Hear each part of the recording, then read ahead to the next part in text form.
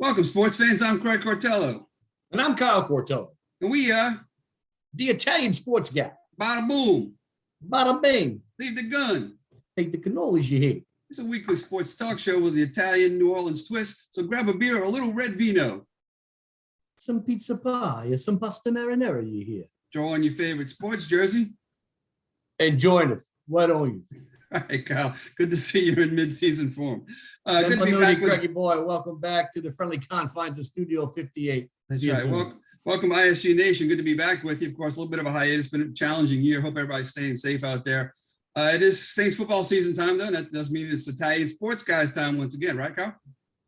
Absolutely. I mean, what better time of year than to get moving again with football season? It's kind of what we're geared up for. No doubt about it. Well, we'll start with our Saints, of course, Kyle. Number one, there's been kind of a bevy of bad news in the offseason leading up to training camp for the Saints. I think most people felt like even with the retirement of Drew Brees, this team was still a playoff team. A little bit more pessimistic based on the recent news. What are your thoughts on everything that's happened up to this point? Craig, I'd say that that's a true statement. You know, I looked at it early in the off season and kind of excited about the newness of the quarterback position, albeit, you know, we expect a little bit of a step or expect a big step down early on. I think they'll catch stride later on with that. But all in all, it's a playoff roster, a division champion roster returning. And so I thought that this would be, you know, remember we're 17 games this year. I thought 11-6 was the ceiling, you know, but I'd say 10-7 early on. And with the attrition that we've suffered, you know, between injury suspensions, whatnot, not so much right now. I'd call it, you asked me to call it today. I thought they looked good the other night, but if you asked me to call it today, I'd say 9-8, 8-9. Yeah, I had him a 9-win team. I think that's probably still about right. Which still may get you in the playoffs. Who knows? Yeah, right. Who knows?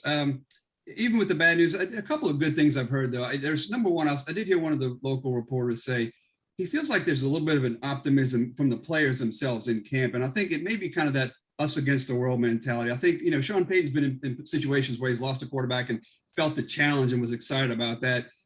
What's the good news just in general you're hearing out there?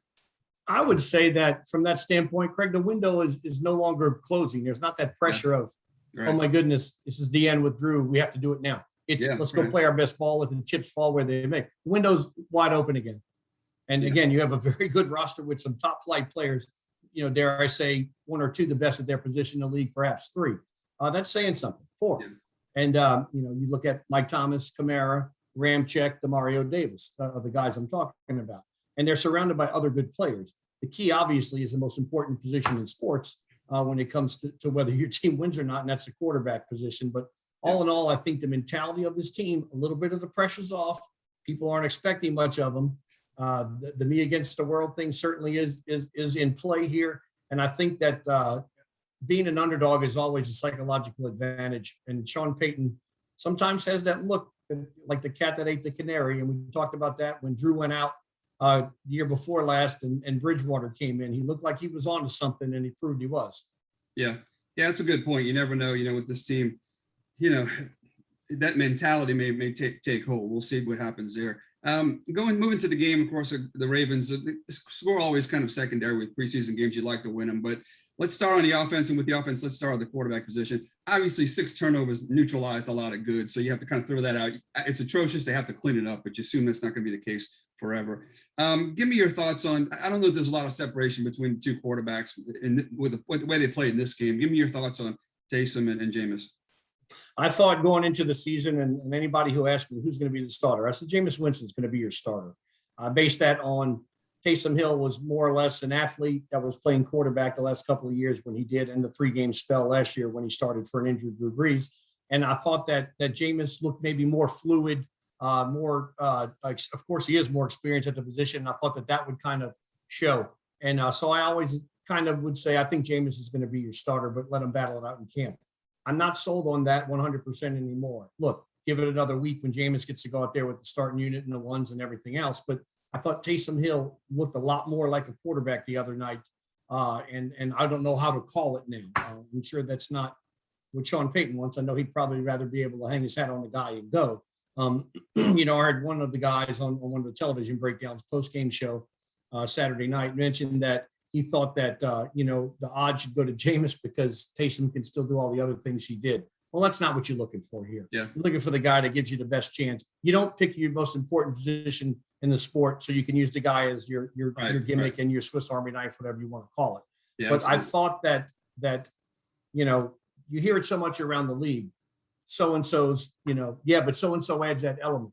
Yeah. You hear it about Lamar Jackson. You heard it, from Matt Jones, Tim Tebow. They talked about it all the time. They get that element of surprise when they can take off and go. I think, Taysom still gives you the better option with that element if that's really what you're looking for. It's not what I'm looking for. Yeah. I'm looking to see who can go out there and play the most mistake-free quarterback and not turn the ball over and lead this team to touchdowns.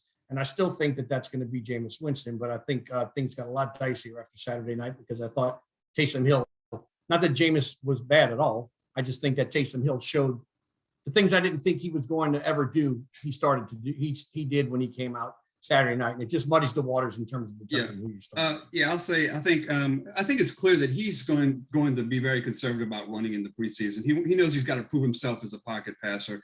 That'll come later in needed situations when the chips are down, but you're not going to see much of that during preseason because he knows he's not going to win the job that way. I think you're right. I thought when he threw the ball on time early in the game, looked really sharp. I thought he threw some nice passes. They made a good point that he really has a great arm outside the numbers. Not all quarterbacks can do that. I remember there's a play last year when it was 3rd and 17. He threw a strike for 18 yards to Mike Thomas. And I kept thinking, boy, that's a play we haven't had in our playbook. That strike like that on a rope. I think you're right. Jameis played well in the 2-minute drill. He did, but I thought you still saw some of those bugaboos from him. Throwing into double coverage, tight coverage, some overthrows. A little bit of lack of accuracy at times. Not to say that Taysom Hill didn't have some issues later in the game when he held the ball too long. I think he started to lose his way a little bit when he didn't get rid of the ball on time. But I think you're right. I think it's still a toss-up, and I think the Saints are going in with the right attitude of giving both guys a chance to win this job.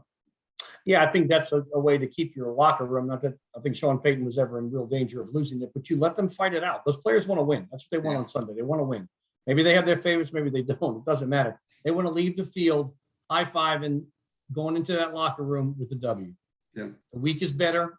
The evening is better. The world is better. The city's better. We all know this. So I think that what they're looking for is the guy that's going to give us the best chance. And from a fan standpoint, I've been wanting to say this all off season. The first time one guy throws a pick, you can't start clamoring for the other. Yeah, right. It's a fan base. You have to sit there and say, this is our guy and this is our team. I'm not saying, sunshine and roses. Yeah. Definitely critique the performance if you must. But when one guy is in, that's the guy to get you support. They make a change and you support the next guy. Yeah, right. But the personal battle at quarterback should have nothing to do with how much you do or don't cheer for the team. Yeah, that's right. Looking elsewhere on the offensive side, Kai, we had a real shining performance by this kid Jones, the running back. 7 carries, 82 yards, ran hard, ran with kind of some determination. Also, I didn't realize this till I checked the box score, though. He had 5 catches for 38 yards. So sure that same here. Sure that versatility as well, yeah. Didn't recall that either, but yeah, this kid, a poor man's third down back right now. But I think what you looked at once this roster, if you looked at the roster right before kickoff, you said, wow, okay, so you're going to have Alvin Kamara, Latavius Murray as the 1A or the 2 or whatever. And then, man, Devontae Freeman is your 3. That's not a bad running back room. Yeah. I have a sneaking suspicion if things hold true, and Devontae Freeman just got here, whatever, get a shot. But this is Sean Payton will not keep Devontae Freeman based on his name. That's right, for sure. He doesn't, ask Antonio Pittman about that when Pierre Thomas, the undrafted free agent out of Illinois, took the spot of the guy they traded up into the 4th round to take in the draft. So Devontae Freeman's got to earn it. Yeah. And Tony Jones Jr. made that a whole lot more interesting. Yeah, we talked about some of the issues off the field, of course, Mike Thomas being one of them. So somebody's got to step up at that wide receiver position, especially early on. The reports we hear that Callaway's really stepping up. He started to show flashes of that last year. Little Jordan Humphrey got a little bit more playing time this time around. Ty Montgomery, the team has said it's not going to be a hybrid back, running back to wide receiver. They're going to focus on letting him play wide receiver. So I guess those are the guys you may look to kind of step up. I think Ty Montgomery is going to be your opening day slot receiver. Yeah, I do. I really believe that. Marquez Callaway is, I think, kind of running away without Mike Thomas being there, the number 1 spot, which will only help him when Mike Thomas does come back. I think he does everything right, Greg. He's great in running his routes. He comes out of his breaks real hard. He's sure-handed. He knows where the sticks are. He's a pretty big dude too. I mean, he can run. So you saw flashes of that last year, and they said he looks even better this year. The biggest improvement to your second year in the league, kind of thing. So the rest of it's up for grabs. Little Jordan Humphreys has all the potential in the world, but the old saying is potential means you haven't done it yet. So he needs to take this opportunity and run with it. He really does. But I think if Mike Thomas was healthy, it'd be him, Marquez Callaway, and I think Ty Montgomery in the slot in your 3 receiver set. So the other guys behind that, Kawan Baker, all the a ton of speed. The kid out of South Al, 7th round pick. But the word we get out of camp is, not exactly very precise in anything. They have to continuously tell them, 6 inches on the right of the hash isn't 5, and it's not 7, it's 6. Yeah. Breaking your route off this way means breaking it off this way. Yeah. So I don't know if there's a lack of focus or just not understanding the playbook quite yet. But I think that he's got a ways to go. But again, Sean Payton doesn't play favorites. He doesn't care where you come from or where you were picked. So 7th round choice, he's got a shot to play. Yeah. But he's got to go grab it. So yeah. Moving to the defensive side of the ball, defense, we talked about it for several years, Kyle. We're just waiting for this team to take that next step. And they really did last year, the way they performed. So you looked at this year, and they had some hits. We lost some depth on both the defensive line and at cornerback. So let's start with the line. I hate to say this, but again, you're hearing those flashes from training camp that I heard one reporter say, if I'm buying stock in individuals, I'm buying it in Marcus Davenport. And he was a disruptive force the other night. So again, we're cautious in our approach to what he may be, but that would certainly be a good sign for this defensive unit. He needs to stay healthy because he gets better, a little bit better every year. Yeah. All the talent in the world, and he's not a bum. He's a guy that's well liked. He's a guy that's got it together. A little bit of a free spirit, but I think he knows too. This is my contract here. This is my shot. And I need to go out there and make a real impact. I think he will because of the reps he's gotten. Along with that, he's been injured some, so he hasn't gotten maybe as many reps as you hoped he would have to this point. The progression is going to be there. He's just got to stay healthy. And then he's got to go out there and do it. But I think as far as progression goes, I think you saw the other night what he's capable of, albeit in a preseason game. Yeah. So I think from that standpoint, he's going to be he can be a difference maker. I'll say that. Tell you who I really liked was I'm going to butcher the name, Passamoir, KT, I guess we'll call him, or TK, excuse me. The acquisition from Kansas City. That line looks physically imposing. There's a couple of 6'7" guys. Peyton Turner is 6'7", the 1st round pick out of Houston, didn't play the other night, but all indications are that he's looked pretty good in camp. So, of course, you know what you got in Cam Jordan. He's going to produce. Yeah, he's a short guy, right? He's the short guy at 6'4". True story. Yeah. So. Elsewhere defensively, of course, we had the surprise retirement, even caught Sean Payton out by surprise, Patrick Robinson. And then, of course, we got the pending suspension of Marshawn Lattimore gun charges. So, it's encouraging to see how good this rookie 3rd rounder looks, Adebo. He's really looked good. And we heard that all through camp. We saw it again the other night. Yeah, I mean, you always put people in boxes and they say all the kids from Stanford are smart. And he is. He's a smart player. He seems to have picked it up, and he seemed to be very comfortable the other night. Whether he was locked up in man, whether it was zone. It seemed like he always knew where he needed to be, and he didn't back away from any of the competition, in his first game under NFL lights, albeit preseason. So I think by game 3, he'll be your other starter, but also Ken Crawley has looked really good in camp. All the reports we got are that he's not an interception guy. I don't think he'd catch a cold naked in Alaska, but he's always right there. And so we need him to play the form that he was doing before he kind of slipped and we went out and made the Eli Apple trade. So Ken Crawley, I think, is a guy who's taking advantage of the situation, knows what to do, and is going to, he'll always grade out pretty well. I wish he'd be able to catch the ball a little better, but maybe that's asking for a lot. So I think between those 3, those will be your top 3 corners. I don't know who the 4th will be, but if you're really relying on your 4th corner, you got problems anyway. So yeah, there's still some depth issues there. I will say, of course, they brought in some journeymen, and then Prince Amukamura was released, so he didn't turn out. He's been through a lot. No longer kind of a shell of his former self, a guy who was a high draft choice way back. Craig, he never was a speed guy, so he was always kind of on the edge already. And this late in his career, he slowed down even more. And I didn't expect anything from him. He's been inactive for 2 years on NFL rosters. That should tell you something right there. Yeah, rosters worse than ours. Also defensively, some good signs there as well. We're hearing a lot about the linebacker core, including the kid Vaughn, who we drafted last year, and some thought maybe a little bit of a bust, but he really looked the part. the other night. It seems like sometimes, you have to learn the defense and really understand your role before you start just reacting instead of thinking. And I think he may have reached that point where things are more comfortable to him, so he's just playing ball. Well, you and I mentioned this ad nauseum last year. The kid came out of a 3-4 lineman at Wisconsin, played with his hand in the dirt as a rush outside linebacker most of the time in big situations. That's where he excelled. He's a top flight athlete. Okay. He was a 100-meter sprint guy in high school, was a quarterback and all that mess, and he can still run like the wind. I just think it was a learning situation for him to play not only in a 4-3, essentially we're a 4-2. Yeah. So it's almost like he's a linebacker in the old school 50 defense. Right. There's two linebackers the Saints have, Demario Davis and insert other guy here.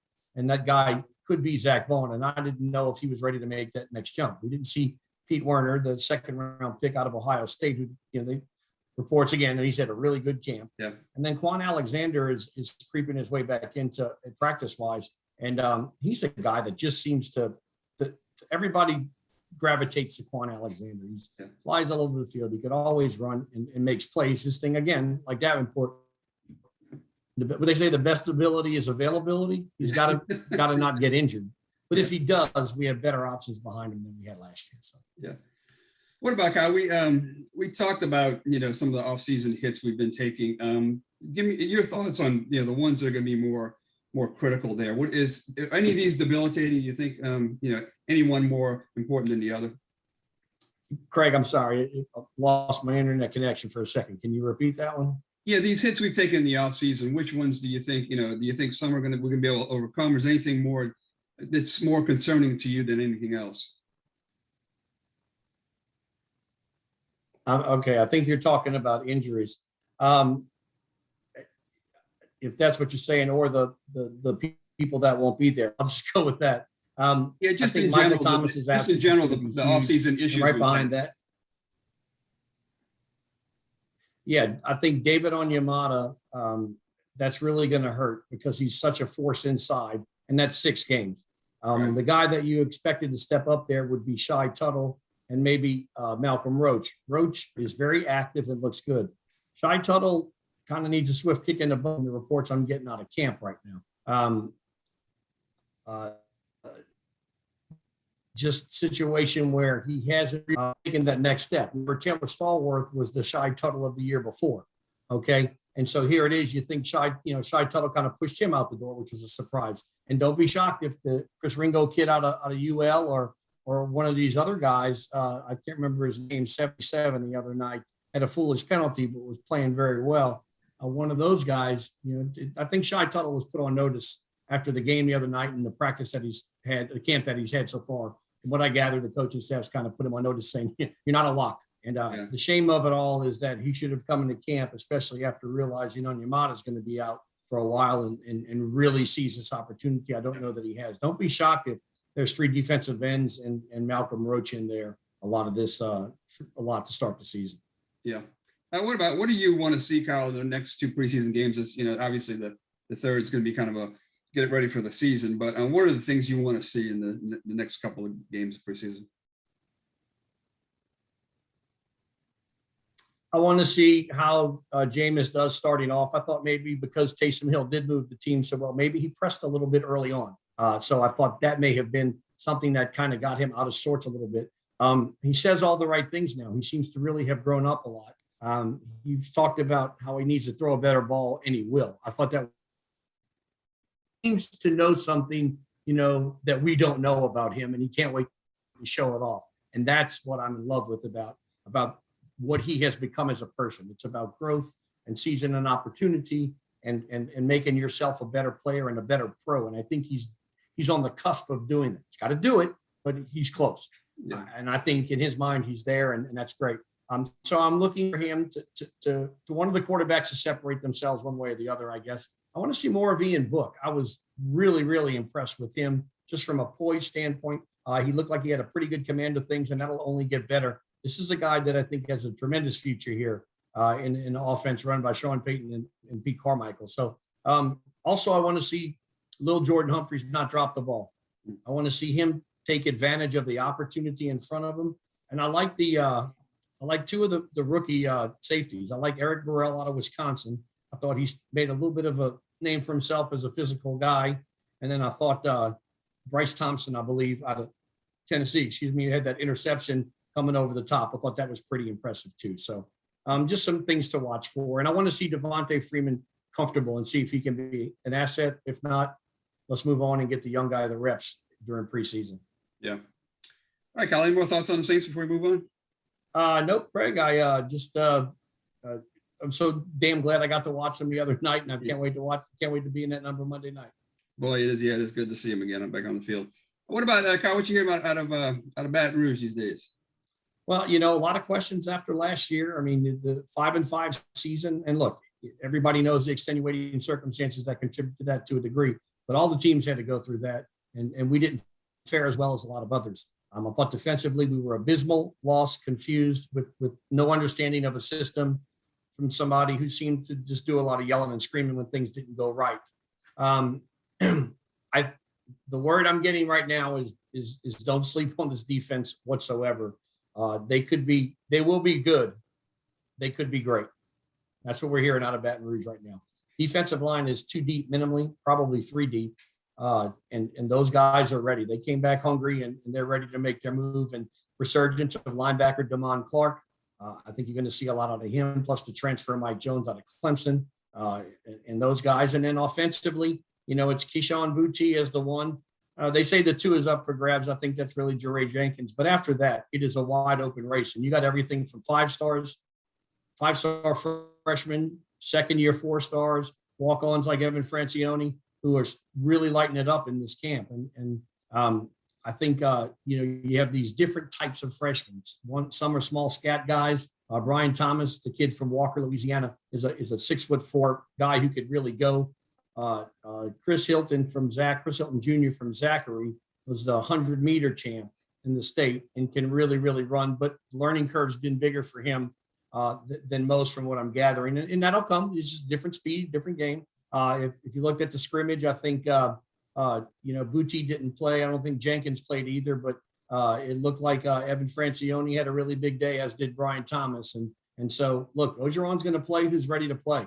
And Francione been in the program a few years, so he's got a shot to get some real snaps this year, and we're certainly excited about that, from his history here. Friend of the ISG Nation, a good friend of the ISG Nation. And there's some guys like Trey Palmer and Coy Moore, another Rummel guy, looking for Coy Moore, who does so well in that little soft zone right across the middle, always seems to make some of those tough catches. We're excited about him getting a lot more snaps this year. He showed pretty well at times last year. So we'll see. But these and Malik Neighbors is the other guy. He's a receiver who's kind of made a little bit of put some people on notice this year in camp so far. But the 2 best corners in the country, or the best pair of corners in the country, Derek Stingley and Eli Ricks, and some safeties who have a lot of experience, and some freshmen nipping at their heels who were just 5-star studs. So very excited about the chances in Baton Rouge this year. Somebody at running back really needs to step up. It's Max Johnson's show at quarterback.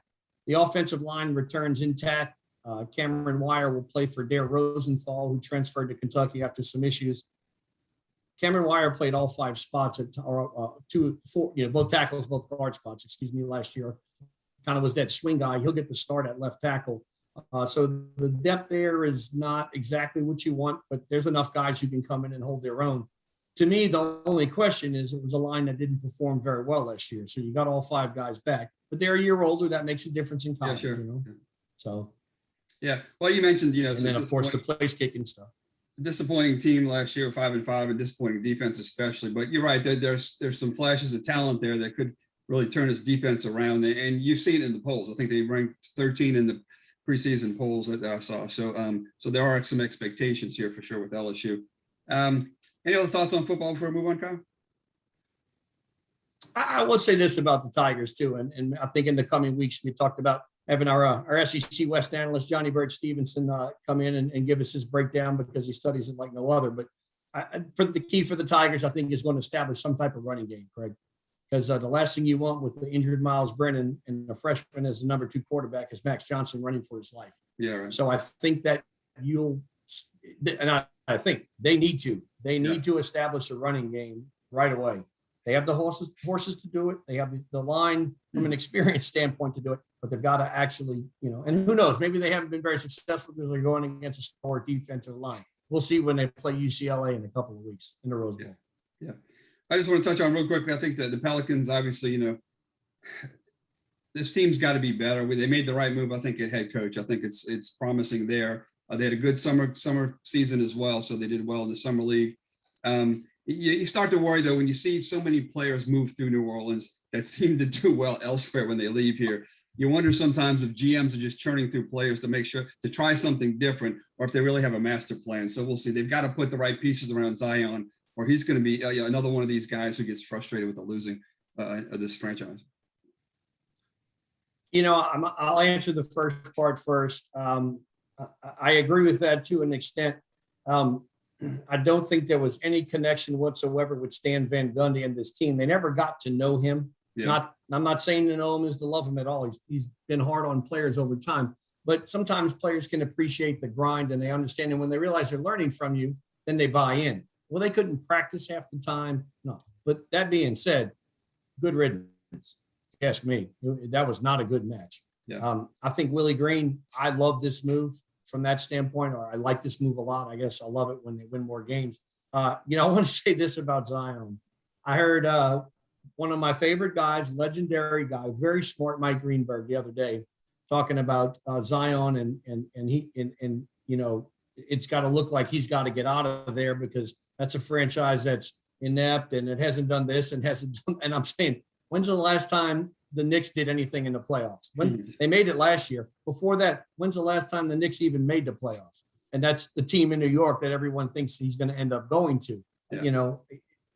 If the league continues to push those players to those big markets, it's going to knock out 75% of the league and they're not going to matter. And you're going to have a real problem in their hands because you saw what happened with the ratings last year. It was a debacle. Yeah. And that league needs to understand that parity is about the best thing you can have. The good market teams will always be good. Players want to go there.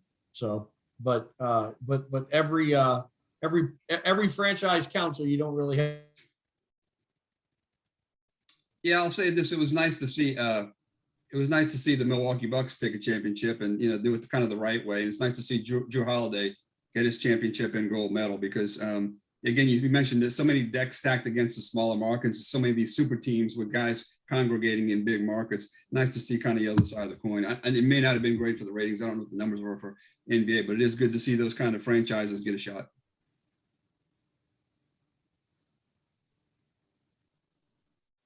I think one of the best things for the league was a lot of all these guys talking about the league and the power teams are in big cities with franchises with history. So of course they're going to appease to the city with 7 million instead of the city with 1 million. It's just kind of how they work. But truth be told, you can't build other franchises when they're sitting around waiting for KD and Kyrie Irving to get to town twice a year to watch them. You got to build it from within each franchise. And that's how you get the closest thing you can to parity. Yeah. And then you have yourself a real league. And it was at that for a while. And I think now, once LeBron went to Miami with Chris Bosh and joined up with Dwayne Wade, I think that was kind of the beginning of these super teams or power teams, whatever you want to call it. And then KD to Golden State. I'm not knocking these guys for going to get their ring, whatever. But, let me tell you something.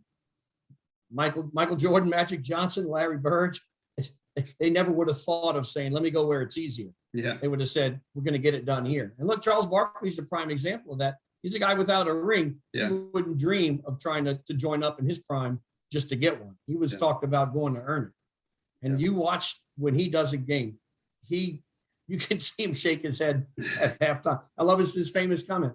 What are these guys doing to my league? That's terrible. Well, I understand. And I'll say this too. I think as one analyst mentioned, not all championships are created equal. And I believe that. I mean, a guy like Giannis goes to Milwaukee as a rookie and not a lot of expectations there in a tough market, bringing a couple veteran players, the right mix of guys, but he really took over late in that series. So and that was coming off of an injury. Yeah, and so I think that I think you do put more weight in that kind of a championship than three guys get together in one city. So anyway, moving on. Any last thoughts on the sports book before we wrap it up?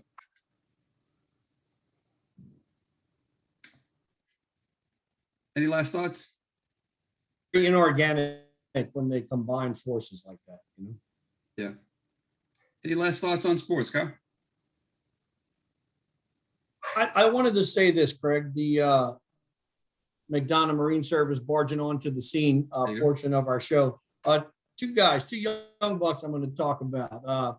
There is a tour for young aspiring golfers here in New Orleans, the Kelly Gibson Tour. Remember Kelly Gibson? He was a PGA player of a little bit of note, was kind of the only guy from here for a while, and hence his name was mentioned a lot on local news, but never really did anything on the tour. But he has a tour now where these kids travel and they play on weekends and tournaments against each other and whatnot. And two guys that I'm aware of that are really starting to make a name for themselves in the sport on the tour. And, they play by age bracket. One's a 13, his name's Sean Williams, and I know his father. And if you remember that name, New Orleans, because Sean Williams is 13 years old now, just started, he hasn't even hit his growth spurt yet, and he's lighting it up on the Kelly Gibson Tour. Like anybody that age or anybody Phil Mickelson's age, you're only as good as the work you put in. Yeah. But this is a kid that's got a lot of talent, loves the game, and just needs to keep working hard. And I think you'll see him, maybe one day they'll be calling it the Sean Williams Tour instead of the Kelly Gibson Tour here. I think he's got a shot to do some special things. Right below him, a young man who's taking up the game a little bit later, but Cole Punicky.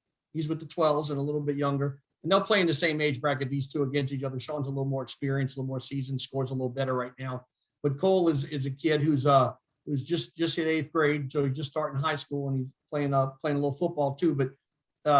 But he's a kid to look out for. Remember those names when you start reading the local paper about juniors and amateurs and that. Sean Williams and Cole Punicky. I want to give marching onto the scene. I want to give a quick shout out to these young ladies playing volleyball. Taryn Cloth and Kristen Nuss won another tournament out there. They won, I think, 4 of these on this volleyball circuit, and they recently beat one of the Olympic teams. So that's their aspirations to get to Paris in 2024. They certainly seem to be on track for that. Also want to, of course, mention our sponsors, Brian Check Snyder State Farm and Luca Eats for all your insurance and food and coffee needs, press sandwiches, and etc.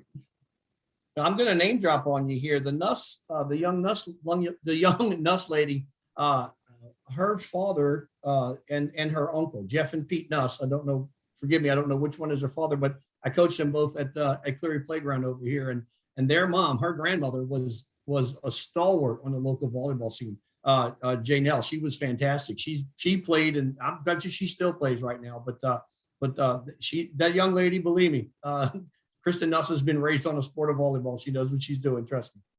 Yeah, and shout out to VSN, local production company, who took their road show up to Atlantic City for one of those big volleyball tournaments that they won as well. So good job for those guys covering that sport where there's a lot of local interest, of course, at this point in time. Absolutely. All right, folks, that wraps up for this week. We'll be with you all throughout the season. We are the Italian Sports Guys. Bada-Boom. Bada-Bing.